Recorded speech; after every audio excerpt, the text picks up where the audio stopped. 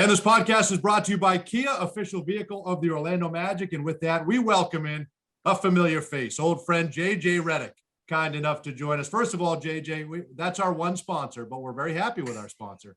You have many, and your reads are amazing on those things. That's my favorite part. Right? That's my favorite best part of the podcast.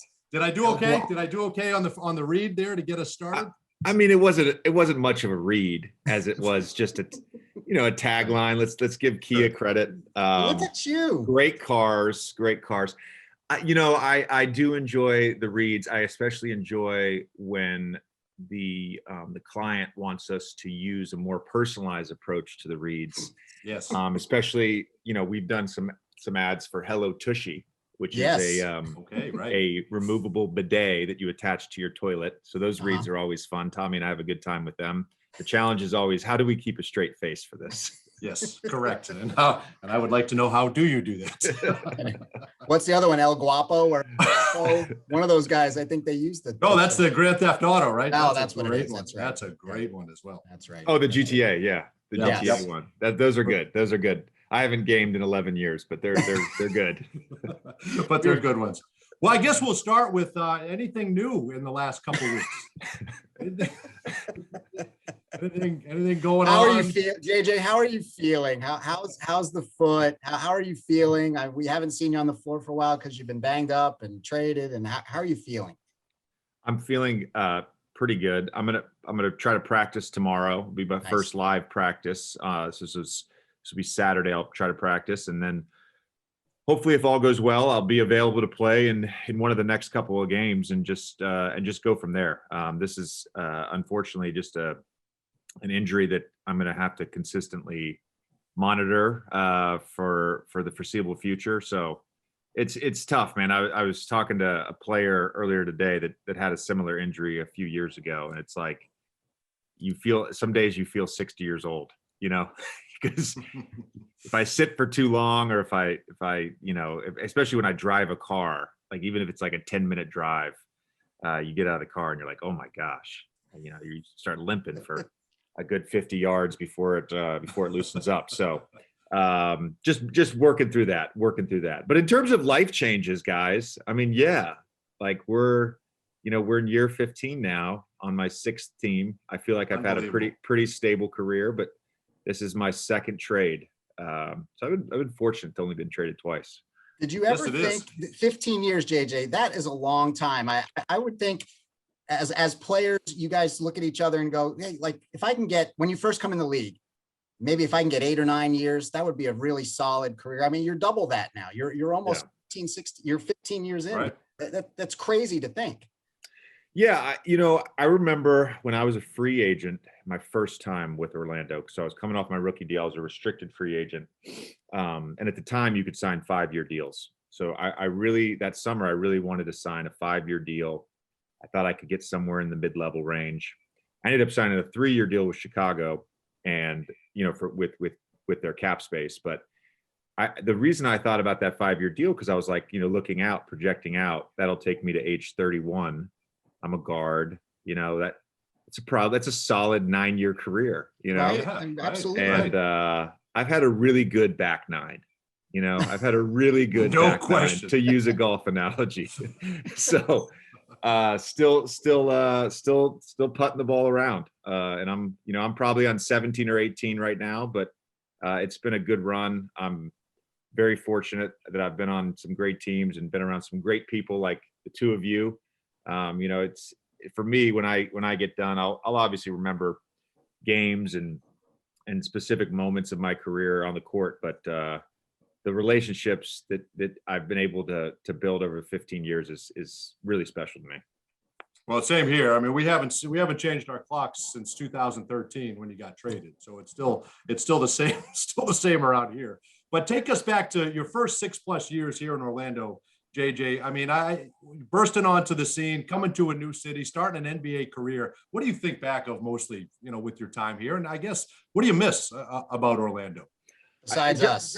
I just noticed the Tom Brady jersey in the background, by the way. Yeah. Do you have any mixed feelings about that still hanging up? Not whatsoever. No, None. this is a problem because with George, because I cheered for Tom the whole way. No, he even cheered though for I'm Tampa, JJ. He Tampa. cheered for Tampa Bay. This guy, diehard Patriots. All of a sudden, he had a second favorite team. Now he's 40-something years old. He has a second favorite team now. All of a sudden, That's very rare in Boston sports. I feel like Yes, it very is. rare. Yes, it is. Still a Patriots fan, but I'm going to cheer for Tom till the end of time. I mean, you of all people can appreciate what that guy is doing and continues to do, right? I mean, it's unbelievable. It's remarkable. I don't know how he's still going. And in our sport, even like to see LeBron, of course, CP the other night, in year, I guess he's in year 16 now. LeBron's in 18. There's been a bunch of athletes over the last few years that have just had these incredible runs in their 30s. And we've all sort of taken advantage of the science and the nutrition and probably better equipment. I think we probably have better shoes than they did back in the 60s. More Much supportive, more supportive. Chuck Taylors yeah, were nice. so Yeah. To answer your question, I think you asked me what do I miss about Orlando? But you worked in Tom Brady though. That was Yeah. great. I like that. What do I miss about Orlando? The Ravenous Pig. I miss the Ravenous Ooh, Pig. nice. I'm Yes, not even okay. sure, what the restaurant scene is like these days. Someone told me the other day that Luma on Park Yes. Avenue closed, yes. which was a little sad for me to hear because that is the location where I proposed to Chelsea. Is that right? In 2012 years ago. Yeah, she was hosting my 25th birthday party, and we were down in their little private room in the basement, dropping off some wine, and everybody kind of like left the room, and it was just me and her, and I got down on one knee and I proposed. I had such a good 7 years in Orlando. And obviously a lot of the teammates and coaches and front office people are all different now. Right. But I think when you, and I've carried this after leaving Orlando, but when you sort of buy in to a community and you give and the community gives to you, like you just have this special relationship. And I've tried to do that in every place that I've played, and Chelsea and I have tried to do that in every place that I've played. We want to be members of our community, not just stopping over to play some basketball. And we really just totally bought into that in Orlando. And so that's what I miss the most is just the community. Central Florida is just a really special place with a lot of special people. Obviously miss, the biggest moments of my playoff career were in Orlando as well, in terms of making the conference finals in 2010 and making the finals in 2009. Haven't gotten back to that level. I've only been to the second round since then. So from a basketball standpoint, that's what I miss, playing those high level basketball games that we played early on in my career there. George, I've heard JJ say it a few times, and I don't know that I've asked you why, but you've mentioned that 2009, 2010 team was better than the 08-09 team, right? You Good, guys, because I've agreed with that. have you agreed? Yeah. Have you agreed I with that? 100%. Because that other team, 100%. that other team went to the finals, but then the next Yeah, year but- you just cruised right through the first two rounds. Why was that team better, and what happened with Boston? Well, I stand by that. So the regular season records were the same. I think Right. both teams were 59 Yes. and 23. 59 and 23. The second year in 2010, we finished the regular season. I think it was like 33 and 8 over our last 41. And then we obviously swept the first two rounds. Right. And so we had a 41 and 8 run, which is pretty damn good. So that's the best run I've been on in any team. That's a good point. And the East, was very top heavy back then with LeBron in Cleveland and the big three in Boston. So I think from a competitive standpoint, in terms of what we were facing, it was really hard. And in terms of what happened with Boston, I think we're all still trying to figure that out.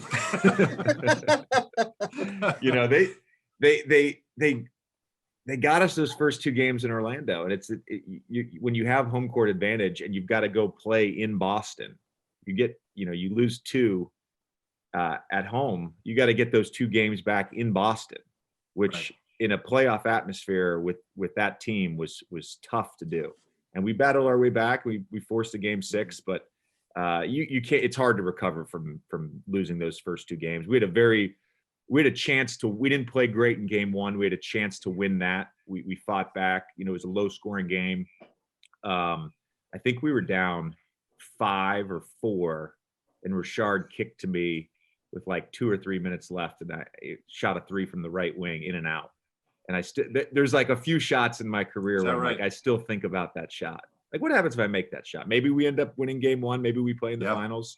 And you know, Doc talks all the time. You need some luck, right, to win a championship. And it's not to say the champion is lucky. It's just you need things to break your way. And sometimes that comes down to one play. And we saw that, of course, in 2009 in the finals. I was going to say that. With Courtney Lee, you know, missing the layup at the end of game 2. A series of plays at the end of game 4 where we could have tied it up 2-2. Right. You know, they come down. Kobe comes down with 40 seconds to go, does a ridiculous spin and throws it behind his head to Pau Gasol, who dunks it to cut it to 3. We don't score. Derek Fisher hits a 3 to send it to overtime. Either of those plays breaks our way.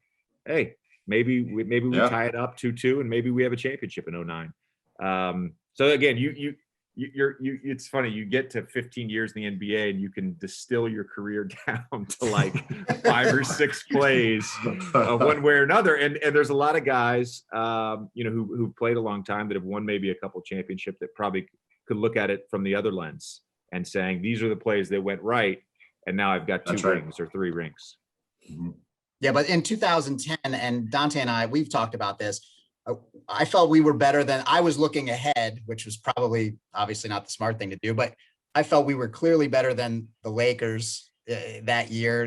There wasn't as much, you know, the first year we went to the finals, obviously in that first game, the awe of being in the finals. Right. I mean, am I wrong in saying that, JJ? Yeah, I think that's true.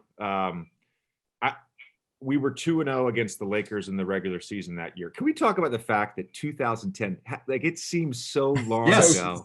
Yes, exactly right. The world has changed so much. So much. I haven't left my house since 2014. It's crazy. I know. It's unbelievable. I know. Well, the last year is the equivalent of like 7 years, but no, it is. I think the team in 2009 to me was an underdog. We didn't have home court in the second round against Boston, even though they didn't have KG. We were still the underdog in that series. Cleveland has home court in the conference finals. They've got LeBron. I think they were 66-16 or 67-15 that year. They're the clear favorites in that series. To an extent, of course, the Lakers are the favorite. They had been to the finals the year before and lost against Boston, so they're the favorite in that series. And then in 2010, we weren't necessarily the favorites, but we didn't have that underdog aura and mentality. Couldn't sneak up on anybody. And we had gotten Boston the year before. And you know, they bum rushed us this first few games. No, they certainly did.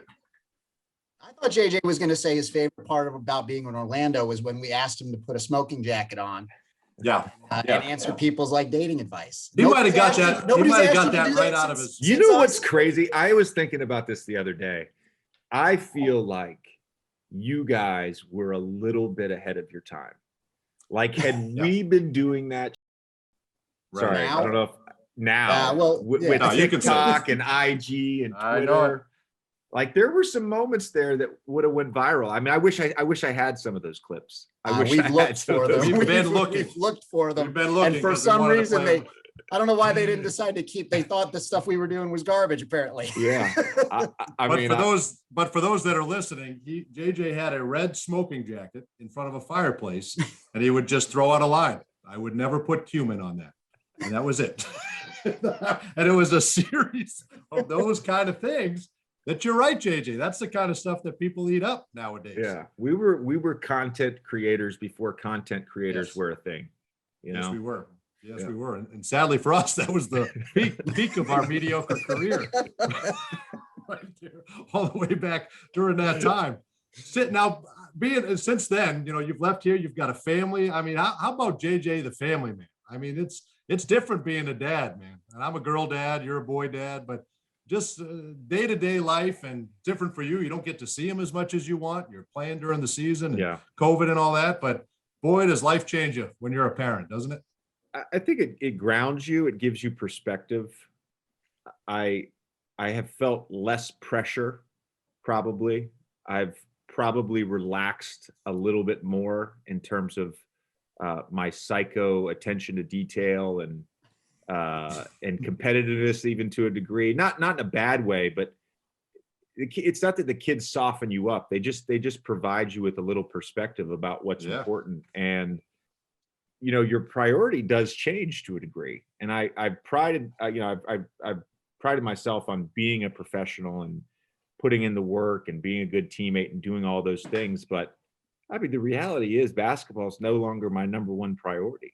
My family is, right. My kids are, Chelsea is. And I also don't think it's a secret that, or it's coincidence that the best years of my career have been since I've become a dad. Because, you can fall into the mental grind of the season, the ups and downs, and those downs can prolong a little bit. But when you have kids, you come home, they don't care if you went 2 for 10. They do not care. They're just happy to spend some time with dad. But this year, I'll tell you, so this year, we spent 2 months in the bubble, basically, when you count the quarantine time in market in New Orleans prior to the bubble. So 2 months without him. I just spent 3 months without him in New Orleans, and probably going to be another 2 or 3 months here in Dallas without them. So 8 months in a year without your kids and without Chelsea has been tough. It's been a tough year, and COVID restrictions and Knox being in kindergarten now, like it's made it the travel part very difficult. And how has Chelsea been dealing with that? I mean, she's the one that's still home with the boys. Yeah, she I had low expectations for how she would deal with it. Is that right? That's good. Okay. Just keep them breathing. Is that what you're hoping for? No. I mean, in terms of just in terms of just the just have them there. The challenge of being a single parent is very difficult. And we at times we kind of had we have off and on childcare. So a lot of times legitimately she is a single parent, and she's far exceeded any I mean, she's been a rock star. And I came back from the bubble, and she's the first night I remember she was like, "Watch what happens in the morning." She didn't even tell. She's like, I'm not gonna tell you what happens. So I'm like, all right. So we wake up. I'm like, I don't hear the kids. And she's like, yeah, they don't get out of bed till 7. So 7:15, they come downstairs and they're fully dressed.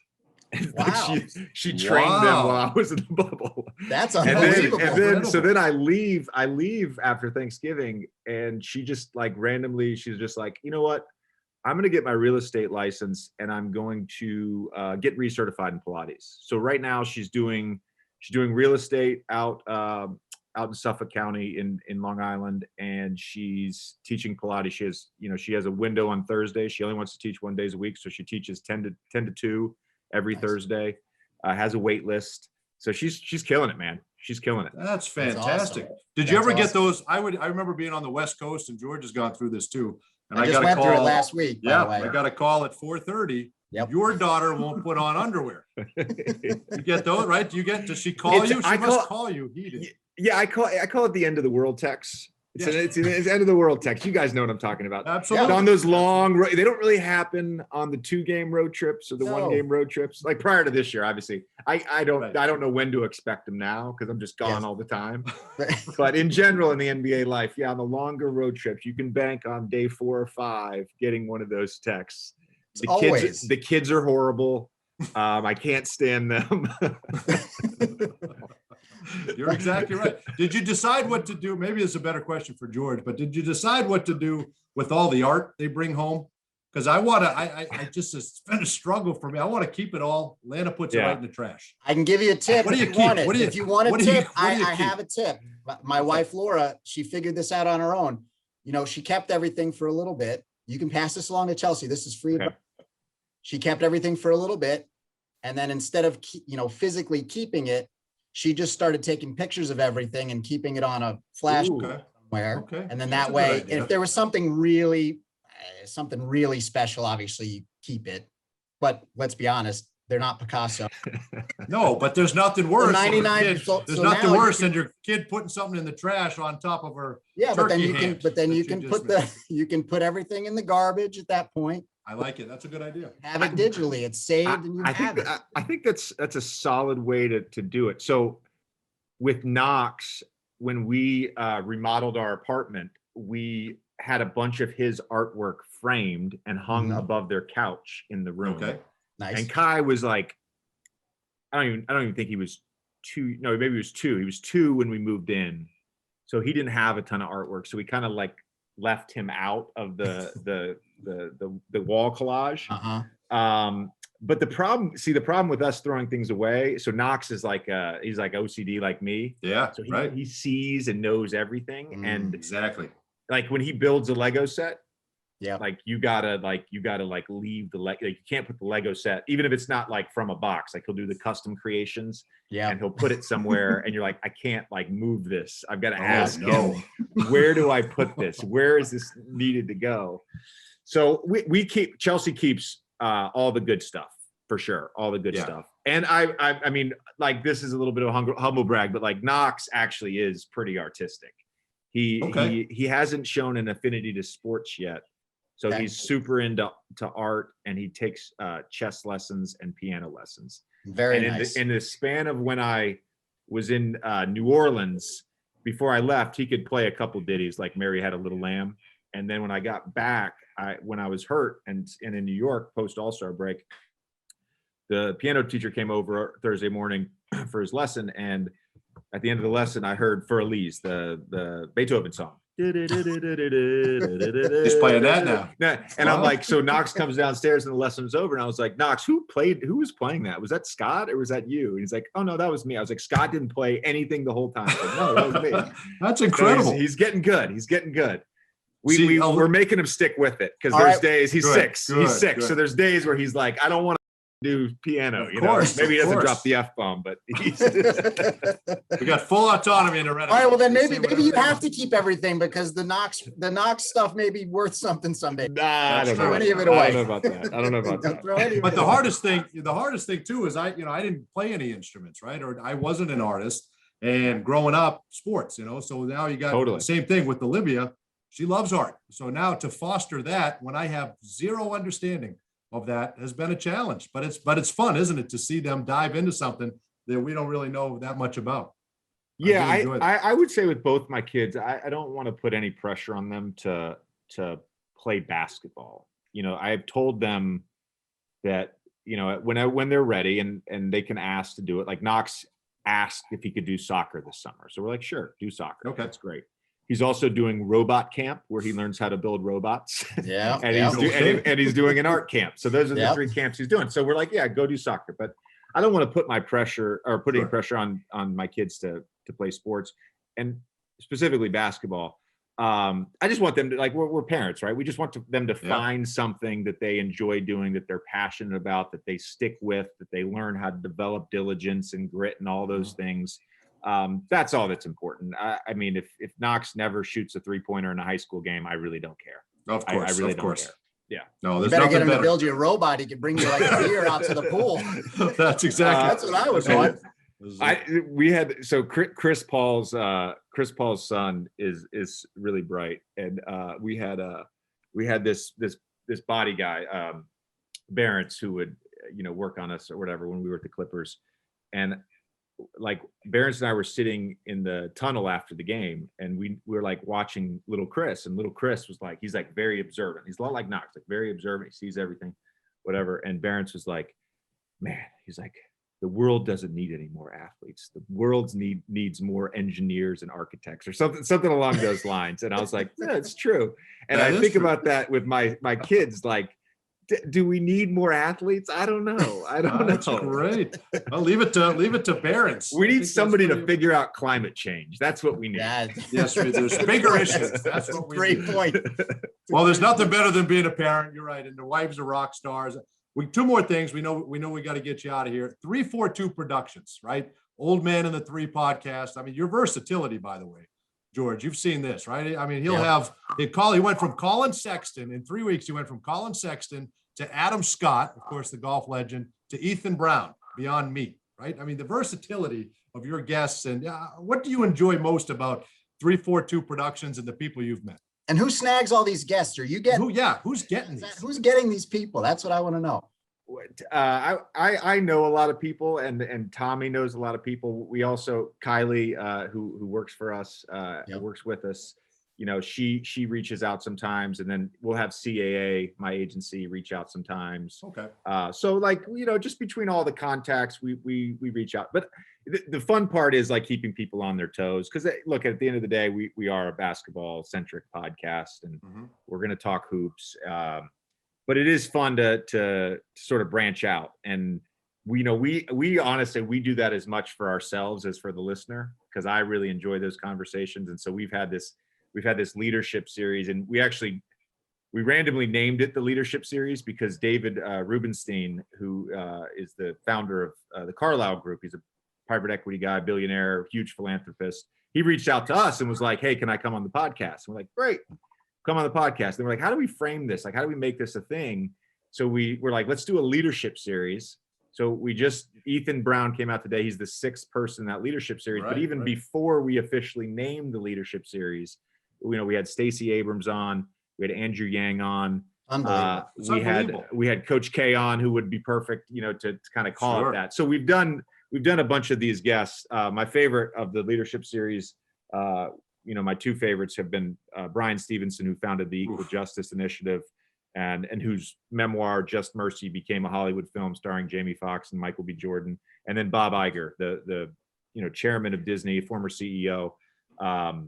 He's just a rock star. I mean, unbelievable guy. So it's been fun. It's been fun.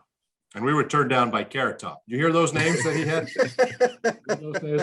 But we got JJ. That's all. We did get JJ. Dante, all right, last thing, you end all your podcasts with the draft, which is awesome. We're not going to do a draft. We end our show with a segment called Grind My Gears. It's a chance for George and I to vent, right? What grinds your gears, JJ? That's what I want to know. What grinds your gears? What grinds my gears? Man, there's a lot of things that grind. For me, just to give you a little like for me, when I'm talking to someone on the phone and they're eating, there is nothing that bothers me more than that. There's nothing interesting, right? Does anything say I could care less about your time than someone doing that? Well, he's got to go in like 30 seconds here, so we're close to it. There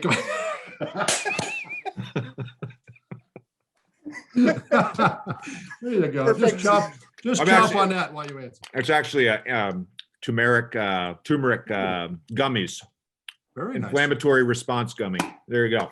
That's good for coming not back. the gummy with THC, just to be clear. Good. I go back to driving every time somebody asks me about pet peeves. Yeah, So, sure. I'm not saying I've never honked at another car that's not moving, but there should be at least like a 3 to 5 second delay from the time the light turns green until you honk. Because there's an understanding, like generally speaking, a lot of us, we look at our phones or we're changing the dial. Maybe we're looking in the mirror at a red light, right? Right. So, yeah, absolutely. Sure. I'm gonna look every 5 seconds at the light. Okay. If the light turns green and then you honk at me because I haven't started going, that seems a little ridiculous. I would agree. So there's got to be like a 3 to 5 second gap of that. The other thing I would say, we lived in Austin for three off seasons, and I've been back in Dallas now for about a week, and have driven around, and I totally forgot how crazy the frontage roads are in Texas off the interstate. Okay, got it. it. So they're very confusing, and not knowing my way around Dallas and using my phone as a navigation system, it's complicated things. Right So there. frontage roads would probably be my second thing. That's awesome. Perfect. And getting Perfect. beeped at while you're at the light. Yeah. Perfect. Well, we appreciate it, JJ. It's always great to see you. Give our best to the family, and good luck in Dallas. We know you're headed to the postseason for the 14th time, which will be unbelievable, and we'll catch up here down the road. All right. Thanks, I'll guys. send you the smoking jacket. All right. Thanks. Please, if you still have it, give it to me. All right.